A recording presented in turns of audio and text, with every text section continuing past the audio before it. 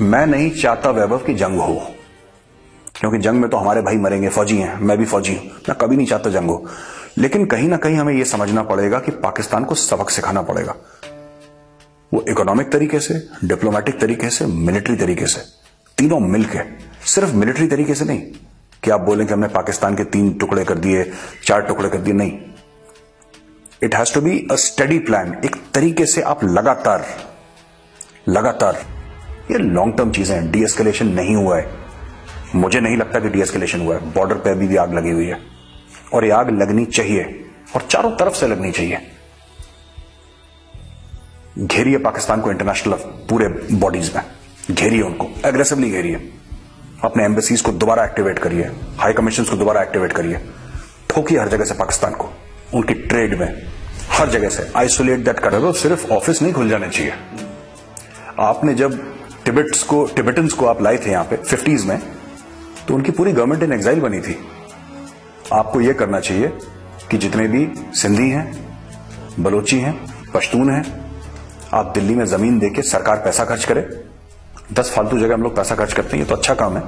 आप पैसा खर्च करें, उनके आप एम्बेसीज इन एग्जाइल बनाएं और जो उनके टॉप लीडर्स हैं 100-200 हर एक कौम के, आप उनको इंडियन सिटीजनशिप दें, पहली चीज। दूसरी चीज, आप उनके ऑफिसेज, आप जमीन खरीदें न्यूयॉर्क में, बिल्डिंग्स खरीदें, ऑफिस खरीदें न्यूयॉर्क में, ब्रसल्स में, लंदन में, पेरिस में, करीब 5-7 जगह पूरी दुनिया में आप इनके ऑफिसेज खरीदें, जहां पे आप बलोच लड़कों को, जहां पे आप सिंधी लड़कों को, जहां पे आप पश्तून लड़कों को ट्रेन करें इंडिया में बुला के, और बोलें कि तुम जाओ वहां पे, तुम्हें हम सैलरी देंगे, तुम मैन करो।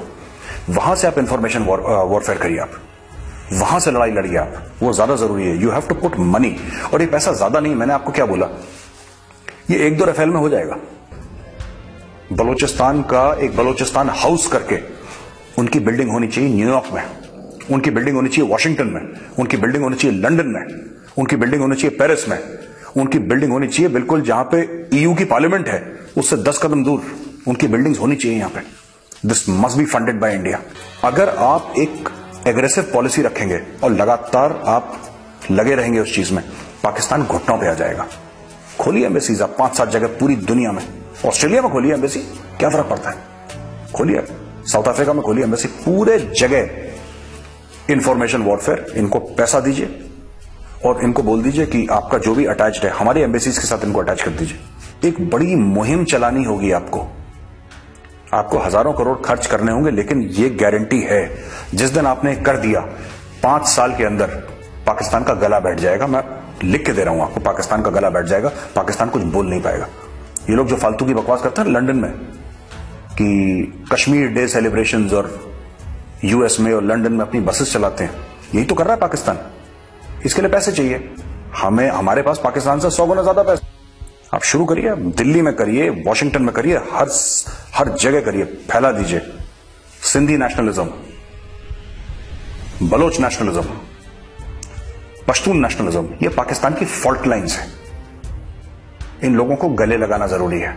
हम नहीं चाहते कि सिंध इंडिया में मिले या बलूचिस्तान इंडिया में मिले, नहीं, अपना मुल्क बनाइए, हमें कोई लेना देना नहीं, अपना मुल्क बनाइए। लेकिन हम आपकी मदद करेंगे और हमें आपसे कुछ नहीं चाहिए in return. We do not want anything from you. हम बांग्लादेश बनाया, हमने बांग्लादेश से कुछ लिया नहीं, लिया ना। We don't want anything. Sindh should be an independent country. But ये कैसे बनेगी? ये ऐसे नहीं बनेगी कि आप इंडियन आर्मी को बोलो कि आप चढ़ दौड़ो उनके ऊपर। ये धीरे धीरे बनेगी। फॉल्ट लाइंस हैं पाकिस्तान की, उनका एडवांटेज लेने की जरूरत है। Let's take advantage of the fault lines of Pakistan. धीरे धीरे धीरे, हो सकता है 10-15 साल लगे, लेकिन हम कामयाब जरूर होंगे।